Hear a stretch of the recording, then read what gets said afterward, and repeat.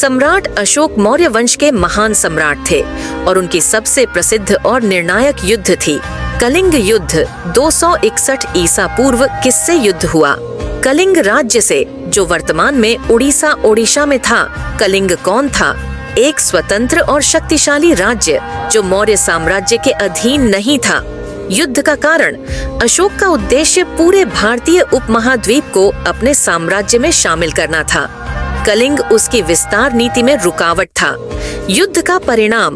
मौर्य साम्राज्य ने युद्ध जीत लिया, लेकिन युद्ध में 1 लाख से अधिक लोग मारे गए और हजारों घायल या बंदी बनाए गए। यह अत्यंत हिंसक युद्ध था जिसने सम्राट अशोक के जीवन को बदल दिया। अशोक का परिवर्तन? कलिंग युद्ध के बाद अशोक मानसिक रूप से बहुत व्यथित हो गए। उन्होंने हिंसा का त्याग किया और बौद्ध धर्म अपना लिया। इसके बाद वे धर्म के माध्यम से जीत के समर्थक बन गए और अहिंसा, करुणा और सेवा का प्रचार किया। निष्कर्ष: सम्राट अशोक की प्रमुख और निर्णायक लड़ाई कलिंग राज्य से हुई थी और यह युद्ध उनके जीवन का मोड़ साबित हुआ। धर्म की ओर सम्राट अशोक की यात्रा प्रारंभ। सम्राट का जन्म सूरज की पहली किरण जब मगध की धरती पर पड़ी तो राजा बिंदुसार के महल में एक ज्योतिषी ने एक भविष्यवाणी की। यह बालक या तो रक्त से साम्राज्य सींचेगा या धर्म से दुनिया को जीत लेगा। यह बालक था अशोक। अशोक मौर्य वंश के महान सम्राट चंद्रगुप्त मौर्य के पोते और राजा बिंदुसार के पुत्र थे। बचपन से ही उनमें अद्भुत साहस, तीव्र बुद्धि और युद्ध कला में दक्षता दिखाई देती थी, परंतु उनके स्वभाव में कठोरता और गुस्सा भी प्रचुर मात्रा में था। महल में रहते हुए भी वे सत्ता से दूर रखे गए। उनके सौतेले भाई सुसिम को उत्तराधिकारी बनाया जा रहा था, लेकिन अशोक ने हार नहीं मानी। उन्होंने तक्षशिला और अवंती जैसे बागी क्षेत्रों में विद्रोह कुचलकर अपनी युद्ध प्रतिभा का लोहा मनवाया। राजगद्दी का संघर्ष? राजा बिंदुसार के निधन के बाद सत्ता का संघर्ष शुरू हुआ। अशोक ने अंततः अपने सौतेले भाइयों को हराकर मगध साम्राज्य की गद्दी संभाली। कहा जाता है कि उन्होंने सत्ता के लिए अपने 99 भाइयों की हत्या करवाई।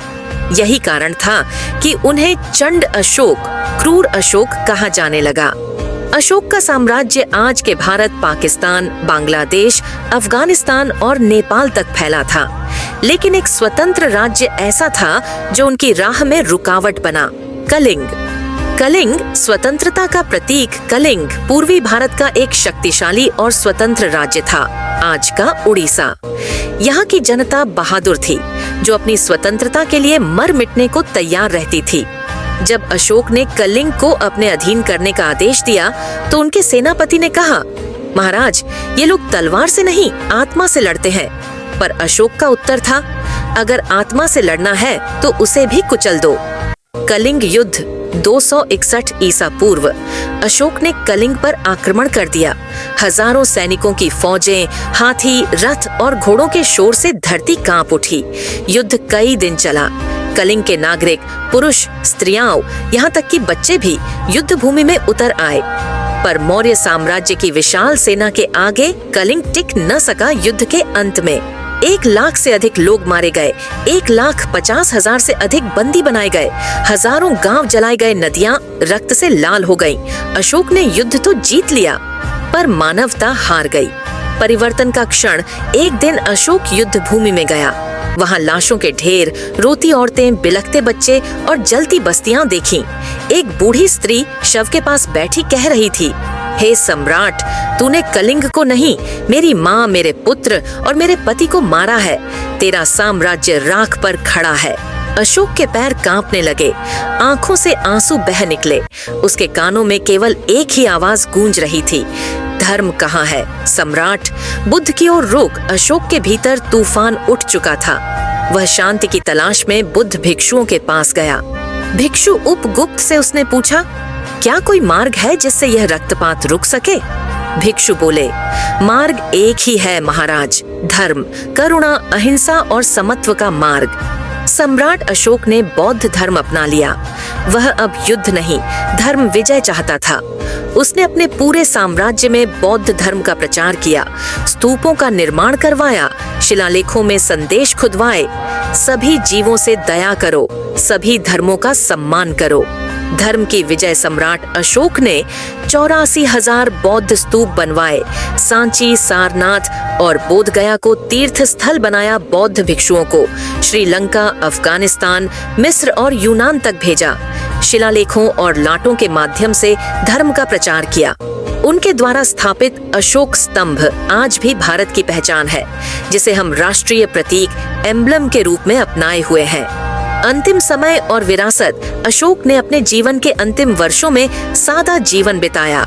वह पश्चाताप में डूबा सम्राट नहीं, बल्कि एक सेवक बन चुका था, धर्म का सेवक। उनका देहांत 232 ईसा पूर्व में हुआ, पर उनकी विरासत आज भी जीवित है। उन्होंने दिखाया कि सच्चा सम्राट वह नहीं जो तलवार से डर पैदा करे, बल्कि वह जो करुणा से दिलों को जीते। उनके संदेश आज भी संविधान, संसद और न्याय व्यवस्था में देखे जा सकते हैं। निष्कर्ष, सम्राट अशोक की कहानी एक क्रूर योद्धा से करुणामय सम्राट बनने की आध्यात्मिक यात्रा है।